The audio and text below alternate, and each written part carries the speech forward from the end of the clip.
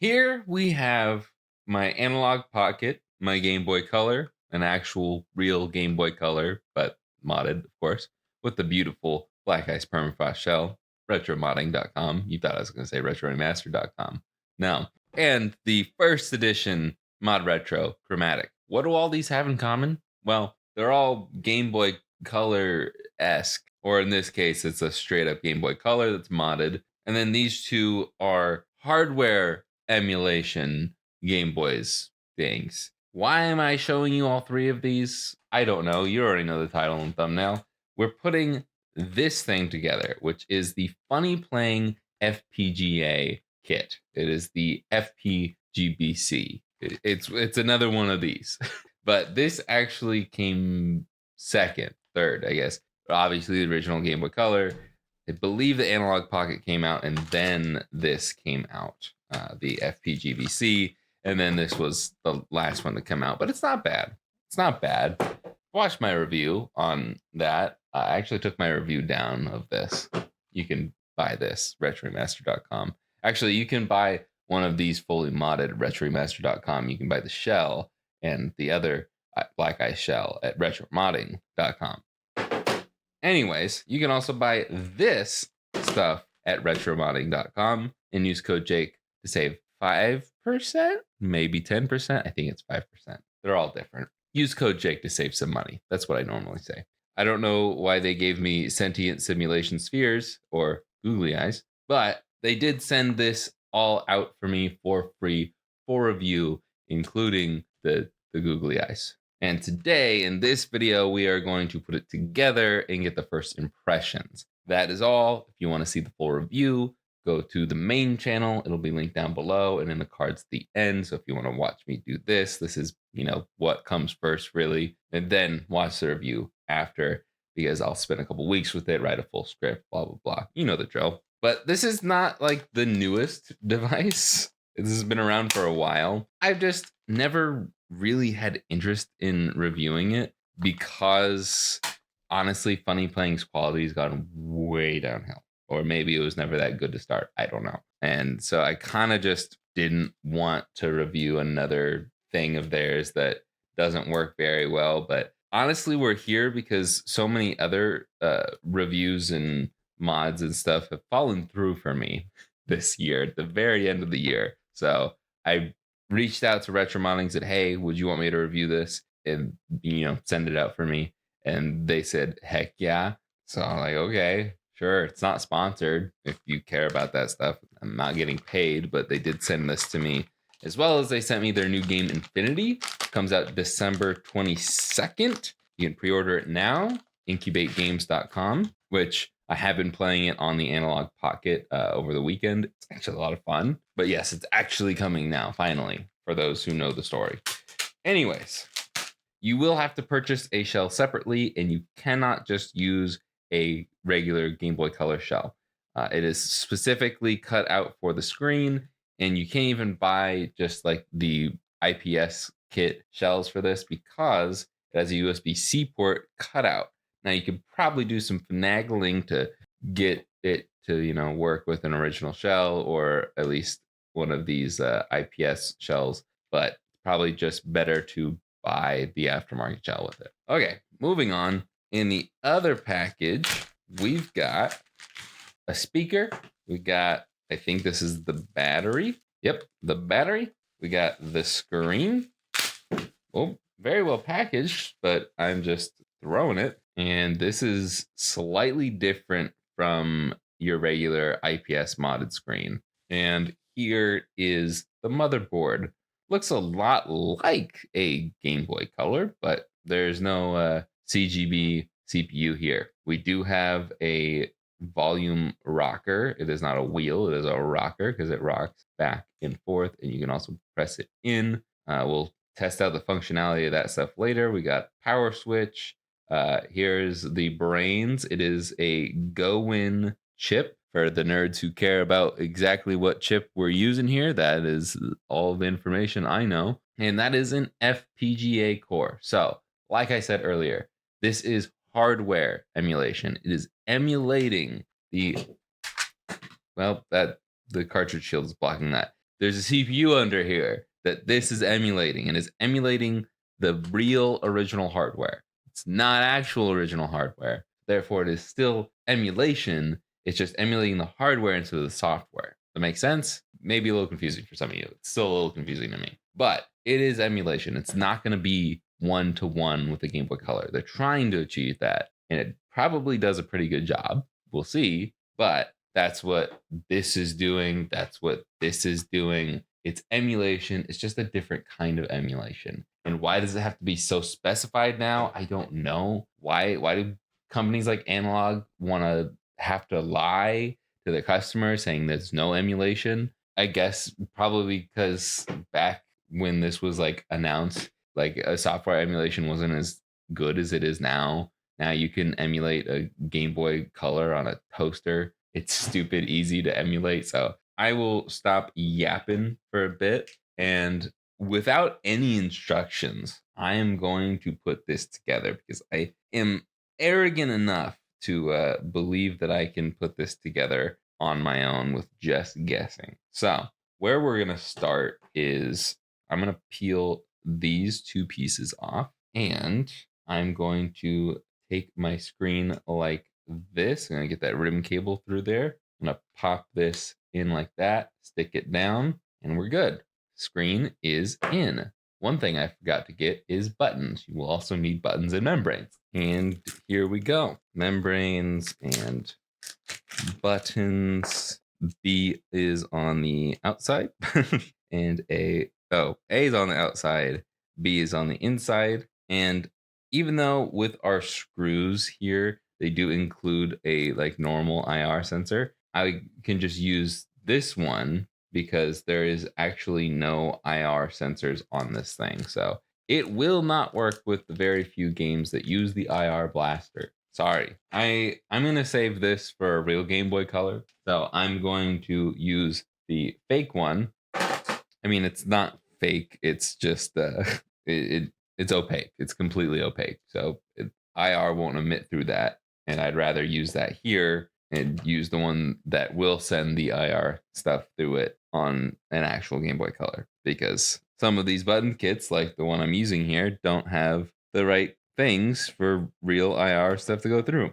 Anyways, it's a lot of talking about IR, but it is like the biggest, most obvious difference between a real Game Boy Color and this. So yeah, if that is a big deal to you, then don't buy this product. But now we've got all of the buttons and membranes in, we can lift this tab, and we're going to be slotting the ribbon cable through the other side like this. So there might be an easier way to do this, but we get that in there. It doesn't really stick that far in, and then we can lock it down. Little tug. Yep, it's still good there.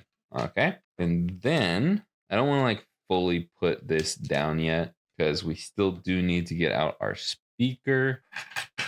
Gosh, I don't know why that was taped because it's got a latch on it, but interesting. We have a little O-ring for this. So we'll put the O-ring down first, and then we can put the speaker in. Or maybe we should put the O-ring on the speaker. Put the O-ring back on the speaker, and then we will put that down in its spot, but it's not wanting to cooperate, at least for me necessarily, but it's in and it's not really going anywhere. And then we can take this cable and plug it. Oh, interesting. There's a little like cover on that. Weird. Then we can plug the speaker wire in there, make sure it's all the way down and clicks in. And then from here, we can actually screw it down. So I'm going to get a Phillips 1-bit, and there should be 3 Phillips 1 screws. They are the only 3 Phillips screws in the kit. Make sure the motherboard is fully clicked in, and then we can screw the middle one down. Then we can set it back down and screw the other one in here and the last one in here. So here are 3 screws. Boom. And my power switch fell out. My power switch cover fell out. So I'm going to put it back in there. Make sure the tab is lined up with the 2 tabs on the plastic piece. Then we're good. All we really need to do here is open up the bag for the battery, slide that out. And from here, we're actually going to want to open up the battery compartment and take out the battery tabs. I don't know why they're in here. So to do that, we can take something like tweezers, and there's a little metal tab in there. We can push that down, and then it pushes this out. Pretty easy. Then we can take the battery, we can stick the wire through this hole here, and then we can have the battery resting like so.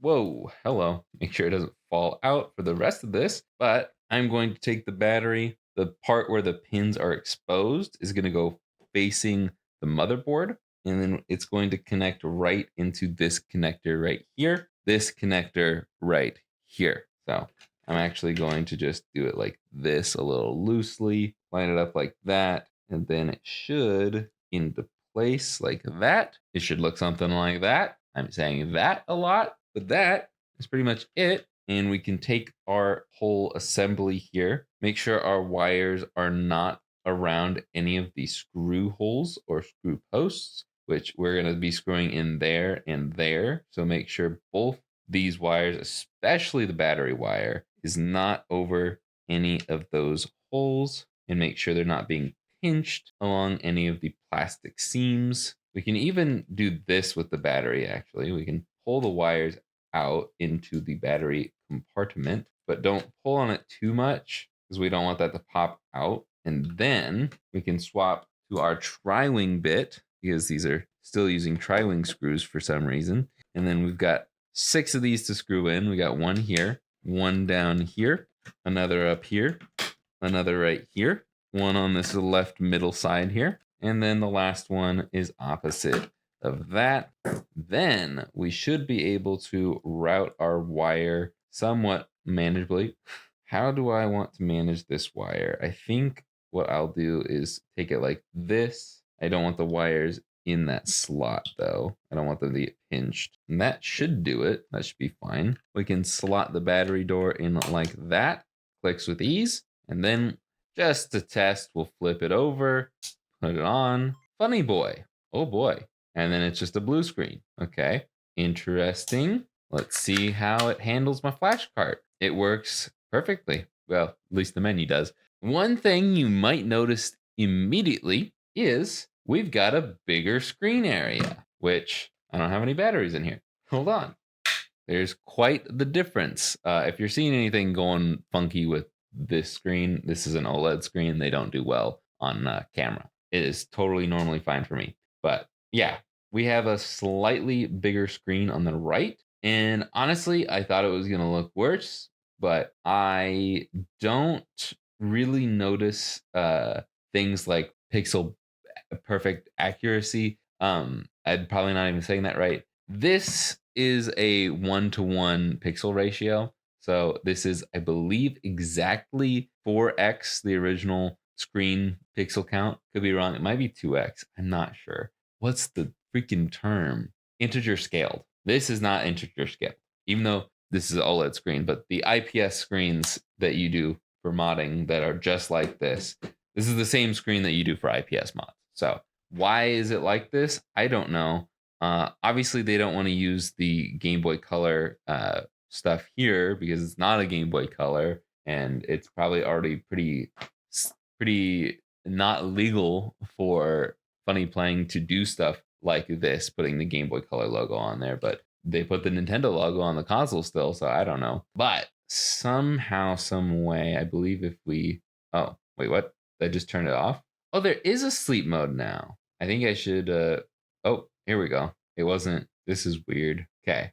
I'm going to turn this off, and we're just going to look at the blank blue screen for a minute. Okay. We just press it in, and we can see backlight. Okay. So you press it in to open the menu, and then B to lower the backlight brightness, A to raise it. Pretty decently bright. We can turn up the volume this way because God forbid we use a volume rocker for its intended purpose. And then here we can 4x the pixels in this mode with a grid line, then no grid line 4x, and then this is full screen, and then full EMU. Guessing full EMU, is it emulating the colors? I'm so confused. We'll have to look that up in a little bit. Then you can swap between the Game Boy and Game Boy Color cores. I believe the Game Boy core probably going to just do it like as a P green screen or maybe black and white. I don't know. Oh,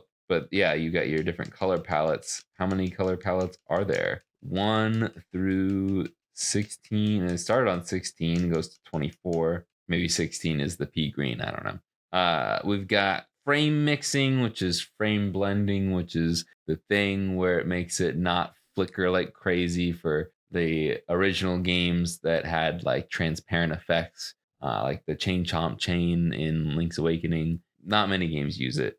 Xevious is horrendous looking without frame blending on IPS screens. So yeah, I don't know what GBCLR fix is, but we can keep it on or off. Speed. So I'm guessing this is the clock speed, huh? And GBX. I just hit reset. So we're back to the original settings now. Okay. And then you could save them down here. And then this is supposedly battery life. I don't know how accurate that is because there are a few IPS mods that have like a battery indicator on it, and it never is accurate for me. But that seems to be all of the stuff going on here. I wonder if I raise the volume wheel and then press it in. Okay. So it will only adjust the volume with the volume wheel, which I guess makes sense. I was just kind of assuming it would adjust the brightness, but it doesn't seem to be a button combo to open the menu either, which is fine. Okay, let's see. How loud does this get? It probably didn't save. Oh, it did. Okay, that was not that loud. That was not loud at all. All right, well, it works. It read a game and it turned on, and I can mess with all the stuff. So I'm going to put the stickers on now, which ironically, they include a Game Boy Color sticker. It's not a Game Boy Color, but I do appreciate the I know I would say that I appreciate that, but again, not a Nintendo product. And again, serial number sticker, it's not a Game Boy Color. So I don't know why. They could have made their own cool little thing here for the FPGBC. They could have put like, I don't know, their customer support email there or something. I don't know. Could have put a real serial number here. Maybe it is, but I doubt it. I don't think they've sold like what, 2 million of these? 20 million of these. So yeah. Am I nitpicking a little bit? Yeah. I don't know. I guess I will do the peel now. There we go. And yeah, it's pretty much done. I'm gonna hop over to the computer and I'm gonna see what Funny Playing tells me about this on their website, not Retro Modding's website, even though they did send this out to me. Again, thank you, Retro Modding, for sending this to me. But I want to see what Funny Playing will tell us about this. It looks like on their website in the listing, they have a ton of different firmwares that you can download, which is nice that they have all of the versions just right here for you to download. Does not tell me how to install it, but it doesn't seem like there's a tutorial for the FPGBC. Okay, they don't have a tutorial for uploading the firmware or updating the firmware. If you click on the download, it just takes you to a Google Drive thing, and I can download it. And then after extracting it, it has a text file and update.bin. Looks like we can modify the boot up logo and speed up the loading process, optimize for easy card, and fix the abnormal operation issue of the original GBC/GB Pokemon series. So even up until the latest update, which I don't know when that was, we're still having issues with Pokemon games. Interesting. Still doesn't really tell me how to update it. So what I'm going to do is I'm going to plug it in with USB-C here. Got a blue light. I'm assuming that's just the charge light. Do I have to turn it on because nothing's popping up? Then it pops up. Okay. If you have it plugged in and then turn it on, it pops up in the file folder. And I assume I drag and drop the bin file. It'll copy. Maybe it's calculating. My screen turned off. I don't know if that. Okay, well, it changed. I don't know what firmware we were on before. Oh, maybe that's what it was. Okay, so we were on the correct firmware. So this is fully up to date. So I don't know how old this firmware is. But yeah, okay. Well, I'm a genius. I would like to know what GBCLR fix is. I don't know. Want me to play a game on it?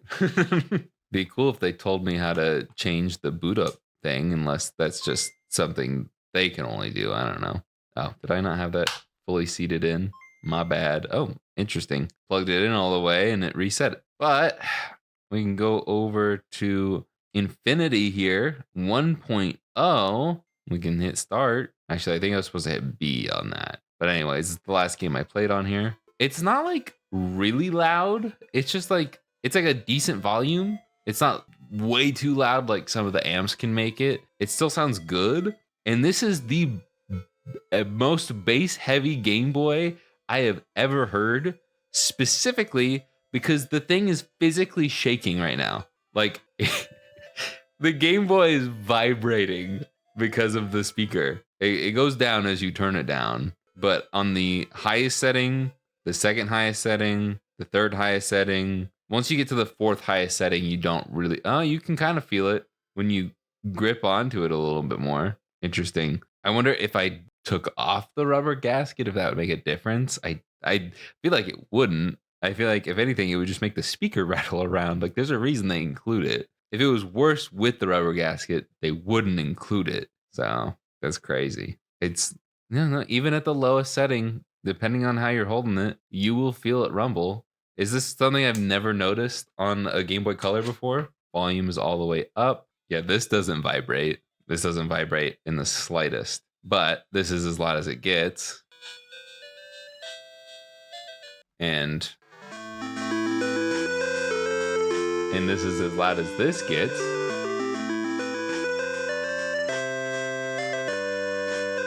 I feel like this could be louder if I change the capacitor out. I've never done that on this one, but not that much louder. It's still going to be quieter than this for sure. But like I said, this isn't like super loud by any stretch of the means, but it rattles for sure. It's got bass and not like an annoying level of bass, but at the same time, this is a freaking Game Boy Color. It's not even a stereo speaker. It's a mono speaker. Those are my first impressions. If you want to know more, click the review video that's probably going to be popping up on screen right now, if not very soon. And for sure, it'll be in the description down below. Thank you, Retromodding, once again for sending this out and sending me the ROM for Infinity. That's awesome. I'm enjoying it so far. I'll have everything I talked about linked in the description. And if you want to, buy a shirt, retroremaster.com, or a Black Ice Shell. Just buy everything I talk about, okay? Use code Jake. I don't know. I need to end the video.